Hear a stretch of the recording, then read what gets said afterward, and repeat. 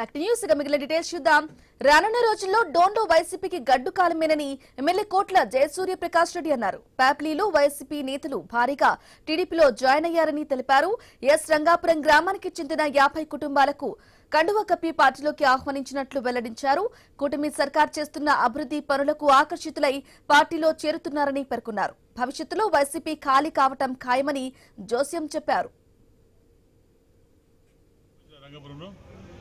మా చేసే అభివృద్ధి కార్యక్రమాలు ఇచ్చి యాభైలో అన్ని చెరువులు నిండిపాం. కొత్తగా అలాగే చెరువు డబ్బులు సాయం చేపించాం. పచ్చడి చెరువు కానివ్వండి, లేకపోతే పులిపాడు కానివ్వండి, చంద్రపల్లి కానివ్వండి, గాలిదని కానివ్వండి, రకరకాల చెరువులు కూడా ఒక్కొక్కరికి రైలు కూడా కొట్టి పెట్టాం. మా సంవత్సరానికి కార్యక్రమం చేస్తాం. స్పందించి నాకు రంగపల్లి పెద్ద చేయాలి. ఇంకా చేరబోతా, ఇంకా షాక్ అవుతుంది. రాబోయే కాలంలో చూడండి అంతా కంప్లీట్ డోన్లో ఒక్కరు కూడా వైకాపాలో కనపడింది. మేము అభివృద్ధి చేస్తాం, కార్యక్రమం చేస్తాం కాబట్టి మమ్మల్ని ఆకర్షించి వాళ్ళు చేస్తారు. ఇది ఒక శాంపుల్.